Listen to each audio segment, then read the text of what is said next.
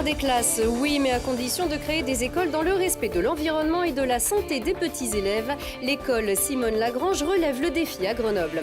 Ils en rêvaient depuis 50 ans à Grenoble. Les jeunes pratiquants de sports d'hiver vont avoir leurs Jeux Olympiques. Les premiers School Winter Games vont rassembler plus de 5000 élèves de l'académie en février.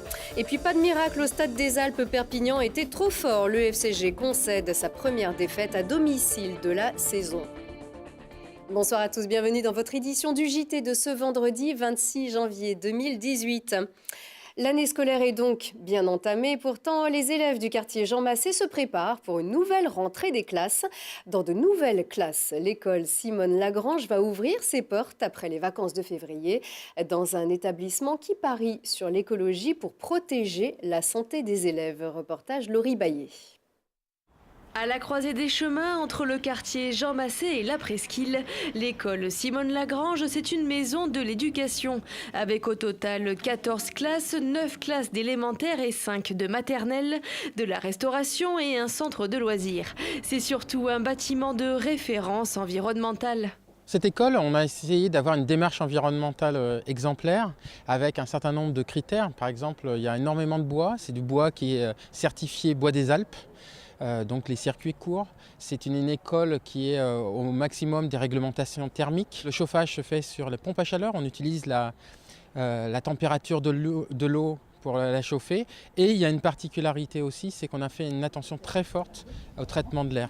La qualité de l'air intérieur est un enjeu de santé publique majeur avec un règlement strict quant aux établissements recevant du public. Il y a la question évidemment de ce qu'on va utiliser comme matériel de construction et d'équipement, donc les sols, les peintures, mais aussi le matériel des bureaux et des chaises. Et puis il y a tout un levier qui concerne les usages à l'intérieur du bâtiment, donc évidemment les questions d'aération qui sont essentielles. Alors dans des bâtiments nouveaux comme cela, ça va se faire de manière automatique avec ce qui est prévu dans la conception des écoles.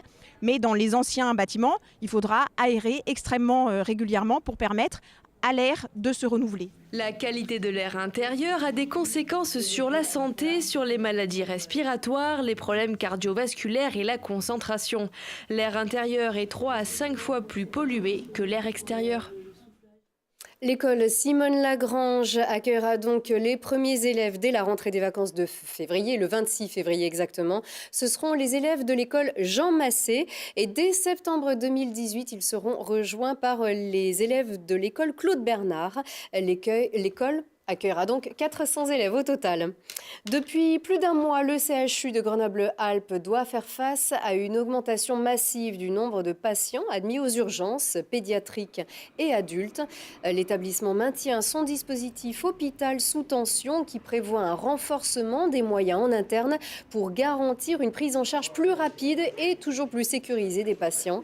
Cette surcharge est due aux épidémies de grippe et de bronchiolite qui viennent s'ajouter à la forte activité de traumatologie cette saison hivernale. Le CHU précise que les temps d'attente au service d'accueil restent importants et qu'il est important et impératif de solliciter en priorité son médecin traitant ou un médecin généraliste disponible pour les soins moins urgents. Le pharmacien peut être de bons conseils, ajoute le communiqué. En bref, le département de l'Isère va se doter d'une agence pour renforcer l'attractivité du territoire. C'est ce qui a été annoncé à l'occasion de la soirée célébrant le cinquantenaire de l'aéroport de Grenoble-Isère à Saint-Étienne-de-Saint-Joire. Le département souhaite s'appuyer sur cette infrastructure pour faire rayonner les richesses de l'Isère. L'agence assurera la promotion de la destination Isère tout en faisant connaître ses atouts sur le plan business. Et toujours sur le thème des 50 ans après, les enfants vont pouvoir disputer leur JO à Grenoble. Les premiers School Winter Games vont avoir lieu à Grenoble dans quelques jours, mais également à Champs-Rousse, à Autran et Villard-de-Lans. Plus de 500 jeunes sportifs de 13 à 16 ans sont attendus. Ils viennent de 20 pays comme le Chili, la Russie, la Turquie ou encore l'Australie. Ils seront juges, arbitres ou organisateurs. L'Académie de Grenoble s'est fortement impliquée. Plus de 5500 élèves des premiers et second degrés vont participer au bon déroulement de l'événement organisé par l'ISF, l'International School Sport Federation. Écoutez l'objectif de ces Jeux au micro de Charlotte Faulkner. Ce qui est intéressant, c'est justement d'avoir un événement qui est à la fois ludique et qui va intéresser des jeunes, mais qui va vraiment porter toutes les valeurs effectivement du sport. Et ces valeurs du sport, c'est des valeurs que nous souhaitons développer dans le cadre de l'école. C'est de l'entraide, c'est de la collaboration, c'est du travail d'équipe, c'est des projets. C'est une valeur aussi, je dirais, d'effort. De dépassement de soi. Bon, il y a l'aspect compétition, mais il y a aussi tout cet aspect donc, de travail d'équipe. Et le message clair, c'est quoi? C'est celui de l'histoire qui s'inscrit et de la confiance. L'histoire qui s'inscrit, c'est qu'il y a eu des jeux de 1968, ça n'a pas tellement de sens pour les élèves quand on leur présente, mais le fait de faire revivre les épreuves, de mettre ça en perspective du développement, de l'aspect historique, d'expliquer les choses aux élèves, c'est une bonne chose. Refaire vivre les épreuves de l'époque sur les mêmes sites, ça a beaucoup de sens pour les jeunes. Donc oui, c'est un format original et on souhaite, puisque c'est un succès en fait, puisqu'on a 20 pays, on souhaite le faire perdurer dans les prochaines années. Et à Grenoble, en tout cas, ce sera du 5 au 10 février prochain. Pas de miracle donc, cela leur pendait au nez. Les joueurs du FCG Rugby se sont inclinés pour la première fois de la saison sur leur terrain du Stade des Alpes, et ce malgré une prestation très honorable face à Perpignan, qui réalise la bonne opération de cette 21e journée de Pro D2. Les Grenoblois dominés en première mi-temps, ont marqué ensuite de beaux essais, mais ils ont souffert, beaucoup souffert devant, et Perpignan, prétendant à la montée comme Grenoble, a patiemment bâti sa victoire en profitant des fautes du FCG. Écoutez les réactions recueillies à la fin du match. Il n'y a pas à rougir ce soir, je pense qu'on a fait un très bon match. On est tombé simplement contre une équipe de Perpignan, voilà, très bien en place, qui a joué le match à l'extérieur parfaitement. Ils se sont nourris de toutes nos erreurs, voilà, dont 2 essais quasiment donnés, voilà, qui ne sont pas du tout construits. Malheureusement, voilà, c'est toutes nos petites erreurs qu'on paye cash et qui donnent le match ce soir à Perpignan.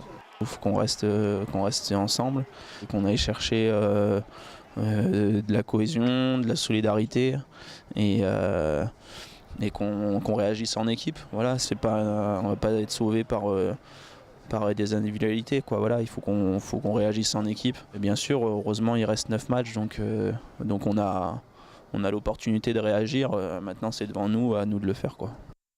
Ce match ouvrait le bal de la 21e journée. Grenoble était encore 4e avant les matchs de ses adversaires. Le FCG se déplace à Vannes vendredi prochain. Plus haut et plus froid, le trophée Andros bat toujours son plein à Lens-en-Vercors.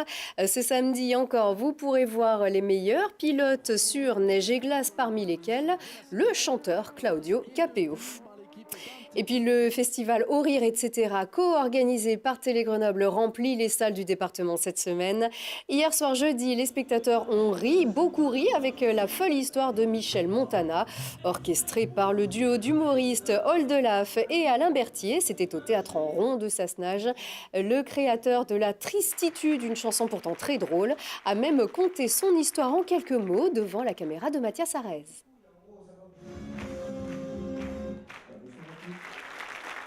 Michel Montana, c'est certainement le plus grand chanteur français qui a fait des choses incroyables. Il a inventé des styles de musique, il a inventé le zouk, il a inventé le rock and roll, il a inventé des instruments de musique, il a inventé une manière d'être, je pense.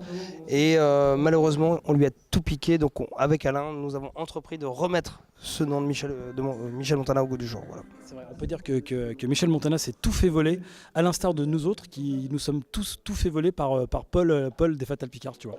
Écoute, pour décrire sur le spectacle de Michel Montana, il y a des mots comme merveille, merveilleux, brillant, plaisir, esthétique, jouissance, maladie, maladie mais pas grave, ouais. Tu vois, genre, par exemple, intermittence,